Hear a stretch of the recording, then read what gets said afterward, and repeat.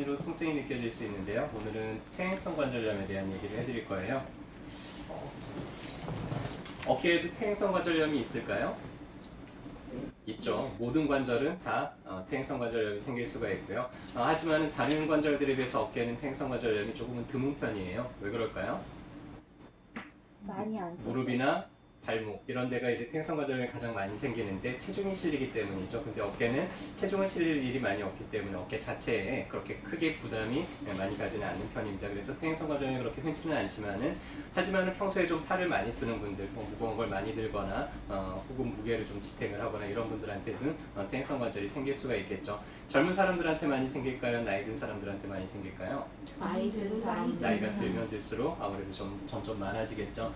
퇴행성 관절이라는 것은 말 그대로 관절이 퇴행화됐다는 얘기예요. 좀 많이 사용을 해서 낡았다는 뜻입니다. 원래 모든 관절은요, 연골 조직들이 있어요. 그래서 뼈하고 뼈가 부딪히는 거를 충격을 좀 완화시켜주고 부드럽게 움직이게 만들어주고요. 어깨도 마찬가지로 상완골두와 견갑골 사이에 연골 조직들이 있는데 과다하게 이제 사용을 하다 보니까 이 연골 조직들이 이제 점점 떨어져 나가요. 그러면은 이제 뼈끼리 부딪히겠죠.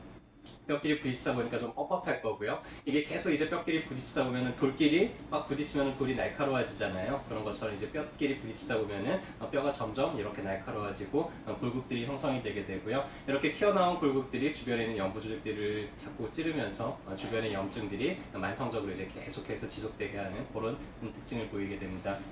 진단은 간단해요. 일단은 임상적인 양상을 체크를 해보고 관절에 좀 문제가 있을 것 같다 그러면 이제 사진을 찍어서 확인을 해보는데요. 사진을 찍으면 깨끗하죠. 그냥 뭐 관절에 대해서 뼈에 대해서 잘 모르더라도 왼쪽 사진을 보면은 좀 뭐 예쁘다, 깨끗하다 이렇게 보일 거예요. 거기에 비해서 오른쪽은 어때요? 뭔가 모르게 약간 울퉁불퉁해 보이고 좀 지저분해 보입니다. 그래서 뼈의 마진이 깔끔하게 이렇게 곡선을 이루고 있지가 않고 약간 울퉁불퉁한 모양을 이루면서 이런 데가 이제 뼈 조각이 이런 식으로 좀 튀어나와 있죠. 그래서 이런 걸 보고 퇴행성 관절이 생겼구나 라고 이제 진단을 하게 됩니다. 일단은 퇴행성 관절의 가장 큰 특징은요, 가만히 있을 때는 그다지 불편하지 않아요. 근데 한참 가만히 있다가 움직이려고 할 때 그때 뻣뻣해요. 뻑적지근하죠. 그러다가 또 계속 움직이다 보면은 또 조금은 이제 괜찮아지는 것 같은 그런 느낌이 드는 게 이제 퇴행성 관절의 특징이고요. 무릎도 마찬가지고 허리도 마찬가지고 어깨도 마찬가지죠. 또 퇴행성 관절의 또 하나의 특징은 내가 원래 움직이던 그 움직임 범위가 조금씩 줄어들어요. 그래서 그 움직임 범위가 한쪽 방향만 줄어드는 게 아니라 모든 방향으로의 움직임이 이제 다 줄어들게 됩니다. 그리고 어깨 관절 자체를 좀 압박을 하거나 힘을 주거나 할 때 좀 통증을 느끼게 되겠죠. 일단은 어깨의 가분 범위를 먼저 알아야 되는데요. 옆으로 나란히 올려서 귀 옆에까지 이렇게 쭉 들어 올려서 무리 없이 이제 팔을 붙일 수가 있어야지 정상이고요. 그 다음에 외회전은 팔꿈치를 옆구리에 붙인 상태로 팔을 90도로 하고요. 이렇게 쭉 벌렸을 때 90도까지 벌어져야지 이제 정상입니다. 그리고 뒤로 할 때 반대편 날개 쪽지를 만질 수 있을 정도로 팔이 쭉 올라갈 수 있어야지 이제 정상이고요. 팔을 반대편 어깨 뒤로 넘길 때 등 뒤를 무리 없이 이제 만질 수 있어야지 이제 정상입니다. 근데 퇴행성 관절이 있다 그러면은 정상 관절에 비해서 이 모든 방향의 움직임이 다 조금씩 줄어요. 들어 올리는데 한 160도 정도 들고는 더 이상 안 올라간다든지, 팔을 옆으로 벌리는데 한 60도 정도 벌어지고 더 이상 안 벌어진다든지, 팔을 등 뒤로 올리려 그러면은 한 허리띠 정도까지밖에 안 올라간다든지, 이렇게 모든 방향으로의 움직임이 다 떨어졌을 때 우리는 관절에 문제가 있구나라고 이제 평가를 하게 되죠. 일단은 급성기 때는 염증이 심하기 때문에 좀 가만히 있어도 욱신욱신할 수가 있고요.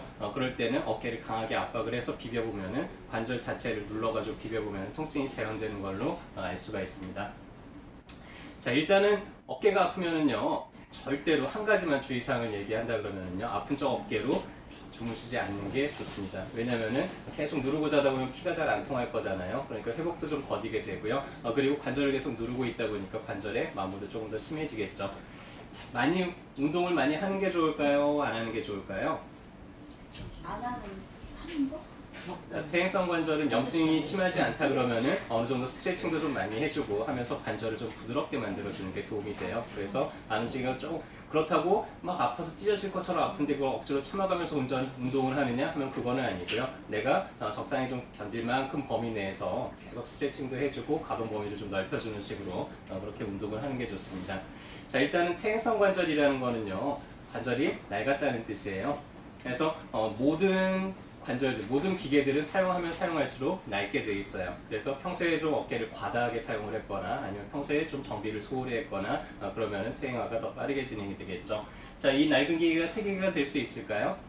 안 되죠. 안 되죠. 일단은 퇴행화가 된 관절이 완전히 내가 젊었을 때처럼 정상적인 관절로 바뀔 수는 없습니다. 하지만 낡은 기가 아무리 낡았다 그래도 좀 기름칠 좀 잘하고 때 좀 벗겨내고 그리고 정비를 잘하고 나서 좀 조여주고 그러면 또 조금은 쓸만해질 거예요. 그래서 퇴행성 관절은 그렇게 관리하는 게 가장 최선이고요. 그래서 어깨동무에 이제 퇴행성 관절 문제로 오신다 그러면 저희가 가장 많이 추천해드리는 조합은 공독하고 강고란의 조합이에요. 공독은 우리가 벌에 쏘면 붓고 가렵잖아요. 그래서 퇴행화가 된 관절 근처에다가 공독을 쏘게 되면은 이런 식으로 약간 빨갛고 부어오르고 이렇게 치유적인 염증 반응을 일으키게 됩니다. 그렇게 되면 평상시보다 혈액이 한 5배에서 10배 가까이 그 근처로 몰려들게 돼요. 그러면서 아주 빠르게 조직이 재생이 되고 회복이 되는 걸 이제 도와주게 되고요.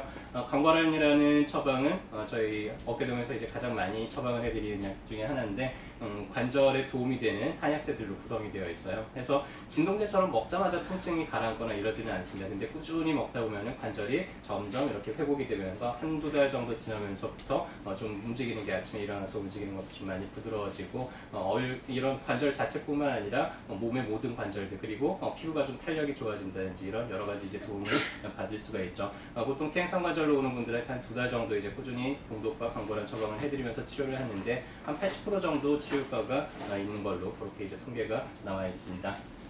그래서 오늘은 어깨 퇴행성 관절염에 대해서 간단하게 정리를 해드렸고요. 자, 퇴행성 관절염이라는 게 관절이 낡은 거라 그랬죠. 그리고 모든 움직임 범위가 다 조금씩 이제 줄어들게 되고 아침에 일어났을 때 좀 뻣뻣한데 움직이다 보면 좀 나아지고 이런 특징을 보인다고 했고요. 자, 주의사항 2가지 얘기해드렸죠. 아픈 쪽으로 자면은 안 돼요. 절대로 안 된다 해서 항상 잠자는 습관을 좀 조심해 주시고요. 그리고 가볍게 스트레칭 해가면서 좀 어깨 관절이 굳어지지 않도록 그렇게 잘 관리를 하면서 하셨으면 좋겠습니다. 그럼에도 불구하고 어깨가 계속 아프다. 그러면 치료는 어디 가서 받을까요?